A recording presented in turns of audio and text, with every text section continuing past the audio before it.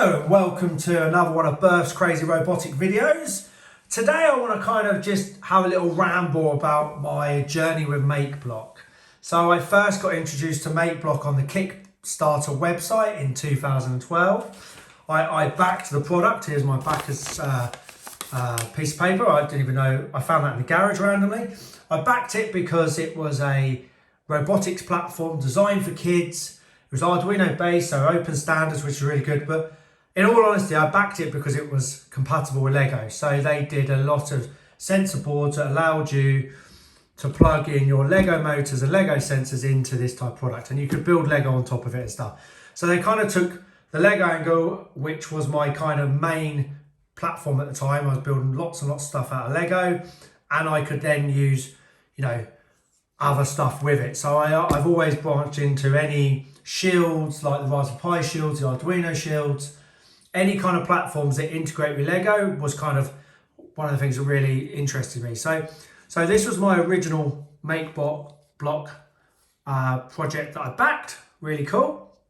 I then got in contact with them, and I think it was a couple of years later, I got one of these drawing bots. I always wanted the 3D printer, but I got the drawing bot, which is like an arm that will draw pictures. Back then, the software was felt a bit rough and ready. So if you've ever got a CNC machine or kind of a laser engraver off eBay that's come from China, and the software isn't polished for kids. I'm not trying to be rude or anything, but it's kind of rough and ready. That was where they were at the time. Then I moved on to this product, which I really enjoyed. So this I've done a few videos on. The original M-Bot had lots of extra packs you could get for a bit. It was a nice little robot kids could drive around and enjoy it. And they kind of changed their message a bit for one robot, one child, or every child having a robot basically, which was really, really nice. So I kind of come out of the robotics area for a bit and I was doing my own little thing, and now I'm getting back into it.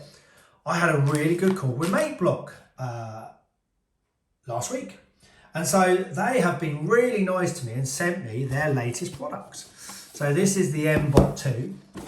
And what I'm trying to say here, it's just interesting to see how a product matures, how over time they've gone from stuff that actually originally arrived in a box, this is one box with products in, to something as lovely and as nice as this. But I don't even think this showcases how far they've come really, because you kind of get something like this. It's even nicer. I mean, look, it feels really nice. It looks really good. It's really interesting. I'm going to review each one of these projects. And then you've got the Cyber Pi Go Kit. So this can talk to the Ever M-Bot. And there's a way of turning this into like a steering wheel, because they've got sponsors now, or partnerships, and you can do crazy stuff.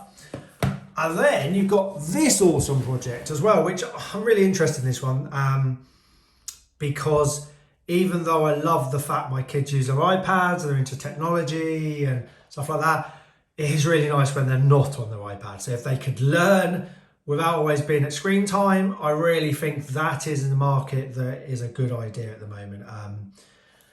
I'm probably the worst for it because of all the technology I have, but I'm trying to actually get my kids away from screens a bit. I know this is for the younger ones, but this still looks pretty cool and pretty well made. What I also found interesting, as I mentioned, the software. So I downloaded their latest software, MBlock 5, I think it was. And it just looked like something a Lego had made. Not in a rip-off, because no, it's not that. It's more about the polish, the niceties. It was all like really nice on the graphics, and there was, characters in it, and it could talk to everything from an Arduino, the Lego stuff, Raspberry Pis, all sorts of robots. Some, not just MakeBlock, but everything. It could talk to everything. It was, kind of scratch type thing where you drag the blocks, but it looks so well made. It's kind of one of the reasons I did this video. I was like, wow, you've gone from something that may or may not have translations in, that has grey buttons, that looks like Windows, 3.1, to something that looks amazing. And so I hope to do a video on the software. I hope to do a video on each one of these new kits. probably a couple on some of them. And as I said, I have been sent these, but I've always kind of been interested in MakeBlock. I brought these ones here, this one here, and that one there. I've always been interested in it. It's a good building platform that's very cost effective. So I don't know about now because things always change. But back in the day, compared to Vex, which I find really good product, the ADR is really, really, really good. Again, it's proprietary stuff though. It's not. That's an Uno under there. It was a little bit different. Obviously, they've moved a bit away from the Uno to this stuff, but it was fairly cost effective for a building platform compared to say Lego and Vex. Tetrix, that was bonkers prices if I remember. So it was quite an appealing thing. Now, obviously, I need to get updated with the products. I need to, find out how much add-ons cost and see if they're cost effective against competitors. But I just thought I'd let you know that's the plan. A couple of videos coming your way soon.